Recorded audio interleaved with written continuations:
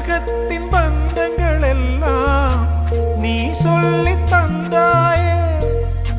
பிறப்புக்கும் இறப்புக்கும் இடையில் வழி நடத்தி சென்றாயே. உனக்கே ஓர் தொட்டில் கட்டி நானே தாயாய் மாறிட வேண்டும். ஆராரிராரோ